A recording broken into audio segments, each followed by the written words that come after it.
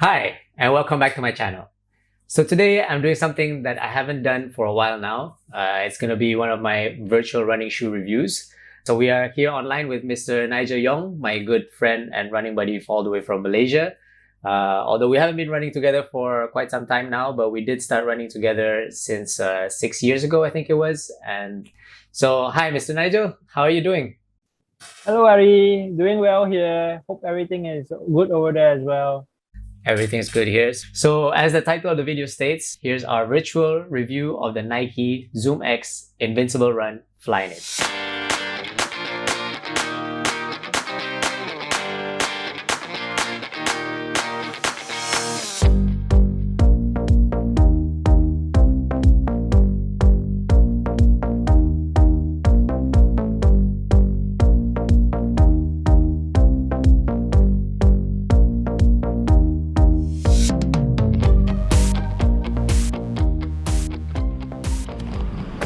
Why am I doing this for you for? I'm tired, man. Hey, so like you said, it's a mouthful of a name, so I just called them the Invincibles just to make it easy. So I have this pair now for about 2 weeks now. I put in about 60 kilometers since. I managed to get in the typical easy runs, long runs on these, and I even put in just try it out, tempo day run as well, just to see what this shoe can do, right?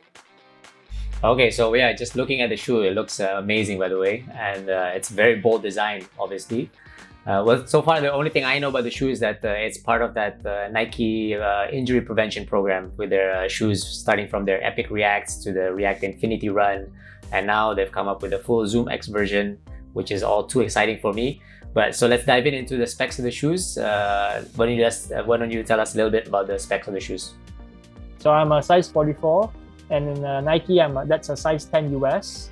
So this shoe, I actually weighed it. It's about, for this size, it comes in at 300 grams. The drop, I believe it's somewhere between 9 to 10 millimeters drop, right? So quite a max drop. It's a neutral shoe, so not much of arc or stability there, right? So how about that the stack height? I mean, you've run in turbos, and then you've run in the Vaporflies and the Alpha Flies, and then knowing this is a full ZoomX with no React or no carbon plate, did I get you worried initially, or? Not really, because before this, like I bought this pair to be my daily trainer and long run replacement, right? So I had my previous pair were a pair of New Balance 1080s. So if I get them here, so you can see they're also quite a high stack, right? So the transition between going from the 1080s into the Invincibles wasn't that much difference. But in terms of foam, in terms of the cushioning, there is some difference. The 1080s actually are a bit more firm compared to the ZoomX. It was a bit unstable initially, so I did feel a bit of uncomfort. It was not more of uncomfortable, it was just that feeling of unease, right? Because it's like something you're not used to, literally putting on a new pair of shoes and learning how the shoes are like, right? That's good, because also when you transition to, you don't want to be changing too much of a stack height, because that could also cause injuries as well, right? So let's talk about the upper. So what does the upper comprise of? So the upper is a Nike Flyknit.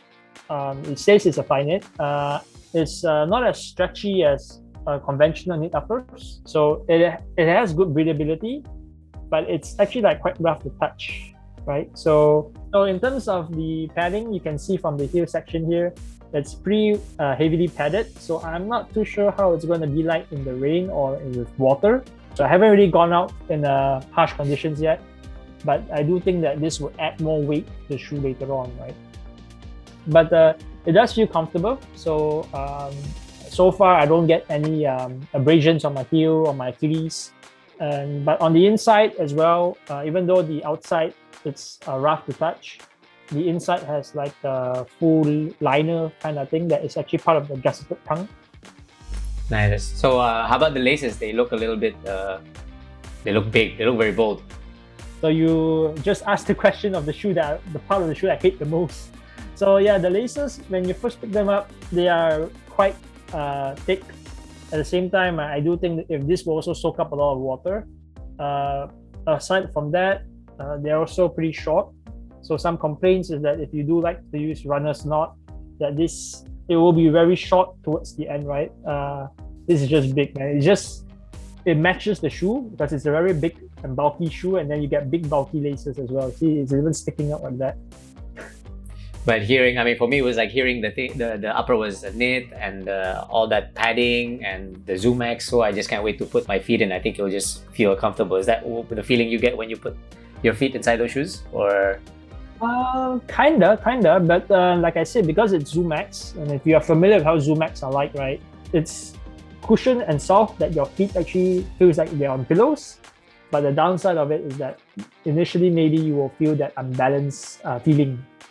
Right. Okay, so let's move to the fit. So how do you fit in these shoes, or who is it good for as well? So I have a narrow feet, so it is true to size, and I get that extra half size access that I like.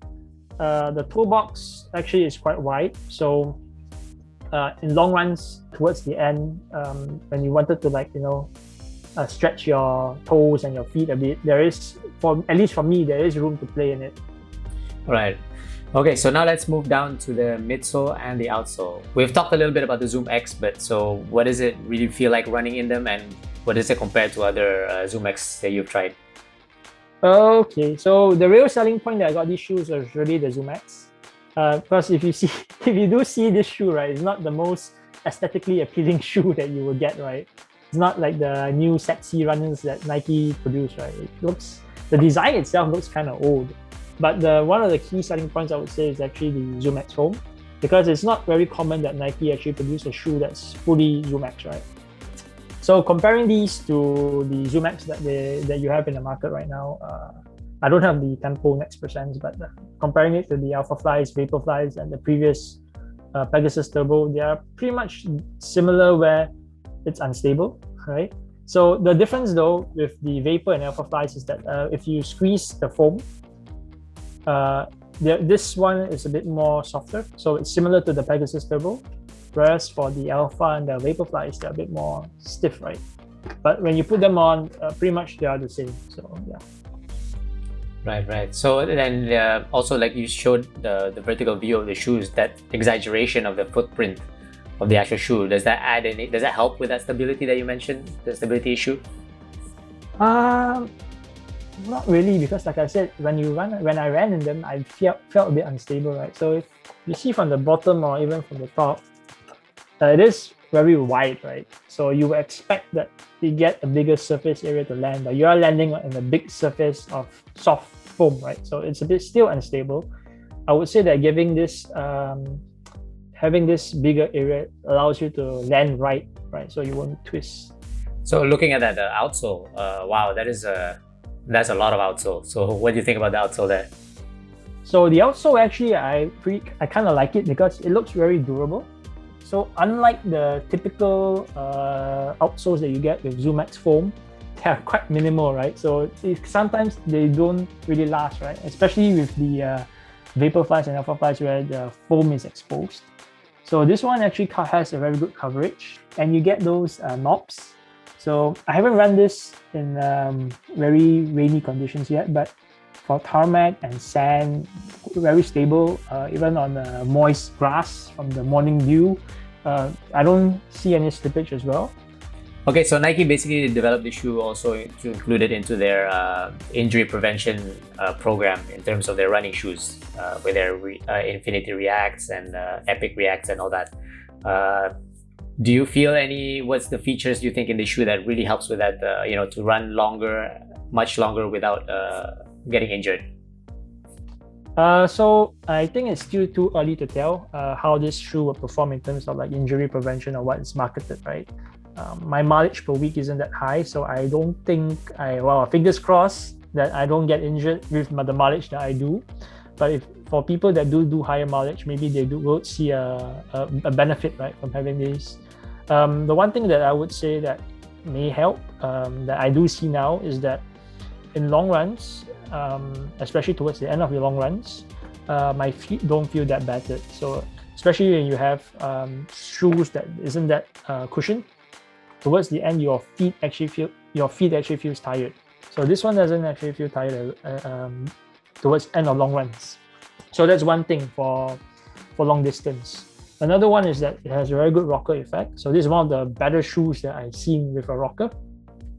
Although I don't think they really market it as having a rocker, but if you run in these, the effort that you have to exert is much less compared to other shoes that I've run in, right? Give it time, we'll see with mileage whether it does do any injury prevention or whatnot. At the same time, whether the foam wears out, right? Yeah, so talking about that, so what is your durability predictions, and who would you recommend this shoe for what kind of runners? I would say 300 maybe, and mainly only because of midsole. But if the midsole survives, then 600 for the outsole. So for the type of runners, I would think that if you are planning to use this for long runs or like easy runs, this is a pretty good shoe to go for because it's, like I said, it's very cushioned. It's good for your feet. I did take it out for a tempo run as well, and actually it performed very, very well. So because of that rocker effect, right, it really is very easy to roll on these shoes. So tempo run as well, it is possible to do with these shoes. Wow, I'm surprised how versatile that shoe seems then. But so lastly, okay, so last question, I think probably the most important question. So is it worth the price? Because here in Indonesia, I see the price to be about 2.7 million rupiah. I don't know what, at the Nike website, I don't know what it's retailed in Malaysia. Do you think it's worth it, or is it way overpriced? Tough question, actually. Is it worth it? If you're like a fanboy of ZoomX or Nike, perhaps. If you are trying to look for something similar like for like, maybe you can go for cheaper options, right? There are cheaper options. But if you are like looking for that technology itself, or maybe just a Nike brand, then yeah, that's the price you have to pay for this. I think I would put it in my recovery days and those relaxed long runs. That's where I would put the shoes. I think it'll just be very enjoyable running in these shoes. And yeah, so thank you guys for watching this video to the very end. Do hit that like button if you enjoyed watching this video, and leave a comment down below as well. Maybe you have some questions about this shoe before it comes out here in Indonesia. We will both try to answer your questions. And yeah, share this video with your friends, especially who are thinking of getting a pair of these shoes. Maybe this will give them a little bit of insight with experience from Mr. Nigel. And lastly, don't forget to subscribe to this channel as well if you haven't already, and hit that notification bell so you will be notified every time I upload a new video. And in the meantime, let's all stay strong, stay healthy, and keep moving. I'll see you next time. Bye. Stay safe.